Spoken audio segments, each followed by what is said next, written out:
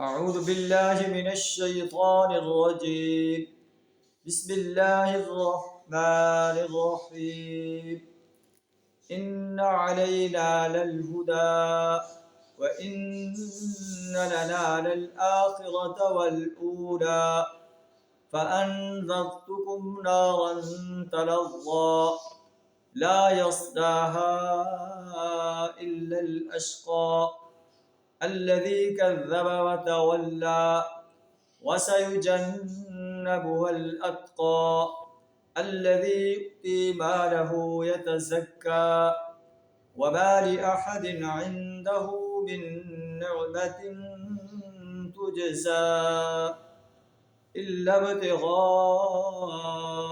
وجه ربه الأعلى ولسوف يرضى صدق اللہ العظیم۔ سورہ اللیل کی آیت نمبر 12 تا 21 آپ کے سامنے تلاوت کی، جن کا ترجمہ کچھ اس طرح ہے۔ ان علینا للہدا، بے شک راستہ بتانا ہمارے ذمہ ہے۔ اللہ تبارک و تعالیٰ فرما رہا ہے کہ ہم نے انسان کو ضلالت کا راستہ اور ہدایت کا راستہ دونوں واضح کر دیے۔ انا ہدیناہ السبیل اما شاکرا و اما کفورا ہدیناہ النجدین، دونوں راستے واضح کر دیے ہیں۔ اب یہ انسان کے اختیار میں ہے، چاہے وہ ہدایت راستہ اختیار کر کے جنت کے باغ حاصل کرے یا ضلالت کا راستہ، گمراہی کا راستہ، بغاوت کا راستہ اختیار کر کے اپنے لیے جہنم حاصل کرے۔ یہ انسان کی ڈسکریپشن پر ہے۔ وَإِنَّ لَنَا لَلْآخِرَةَ وَالْأُولَى، اور آخرت اور دنیا کے مالک ہم ہیں۔ اگر آخرت کی کوشش کرے گا وہ عطا کریں گے، دنیا کی کوشش کرے گا وہ بھی اسے عطا کریں گے جتنا ہم چاہیں۔ من کان یرید حرث الآخرۃ نزد لہ فی حرثہ، جو آخرت کی کھیتی کا ارادہ کرے گا ہم اس کی کھیتی میں اضافہ کریں گے۔ ومن کان یرید ثواب الدنیا ومن کان یرید حرث الدنیا نؤتہ منہا، جو دنیا کی کھیتی کا ارادہ کرے گا ہم اسے دیں گے۔ وما لہ فی الآخرۃ من نصیب، آخرت میں اس کا کوئی حصہ نہیں ہوگا۔ ہم بھی اپنے گریبان میں جھانکیں، ہم آخرت کے سنوارنے کے لیے کوشاں ہیں یا دنیا کو سنوارنے کے لیے کوشاں ہیں؟ محسوس ہوتا ہے کہ ہم میں سے اکثر لوگ جو ہے میرے سمیت، ہم صبح سے لے کر دنیا کمانے میں غرق رہتے ہیں، نہ اللہ کے قرآن کا مطالعہ کرتے ہیں، نہ اس کو صحیح تلفظ اور صحیح تجوید کے ساتھ پڑھتے ہیں، نہ اس کو سمجھ کر پڑھتے ہیں، نہ اس کی گائیڈ لائن کو فالو کرتے ہیں، نہ اس کی انسانیت کے سامنے دعوت پیش کرتے ہیں، نہ اس کے نظام کو قائم کرنے کے لیے میدان عمل میں آتے ہیں، بلکہ ہمارا سارا دن صبح سے لے کر شام تک دنیا کمانے میں صرف ہو جاتا ہے۔ تو آخرت میں ہم کیا حاصل کریں گے؟ اللہ فرماتا ہے کہ وَإِنَّ لَنَا لَلْآخِرَةَ وَالْأُولَى، آخرت اور دنیا کے ہم مالک ہیں۔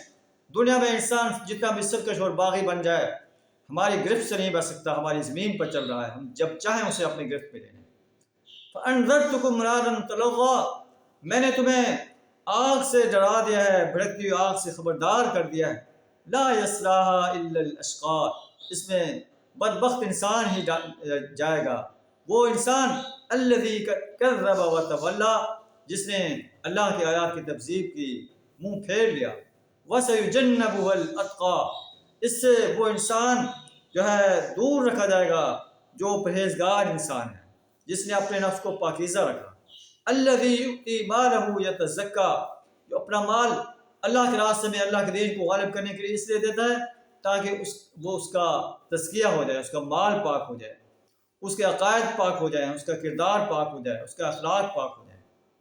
اپنے مال کو پاکیزہ رکھنے کے لیے اپنا مال دیتا ہے۔ کیا ہم بھی اپنا مال اللہ کے راستے میں اپنے مال کو پاکیزہ کرنے کے لیے دیتے ہیں؟ اپنے اخلاق کو، کردار کو پاکیزہ کرتے ہیں؟ اپنے عقائد کو شرک سے، کفر سے، نفاق سے پاکیزہ کرتے ہیں؟ وما لأحد عنده من نعمة تجزى إلا ابتغاء وجه ربه الأعلى، وہ مال اس لیے خرچ نہیں کرتا کہ کسی کا اس پر احسان ہے یا کسی پر احسان کرنا چاہتا ہے۔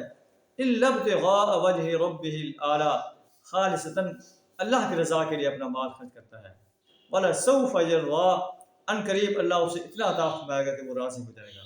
اللہ سے دعا کرا ہمیں بھی خالصتاً اپنی رضا کے لیے اپنا مال، جان، وقت اور صلاحیت خرچ کرنے کی توفیق عطا فرمائے۔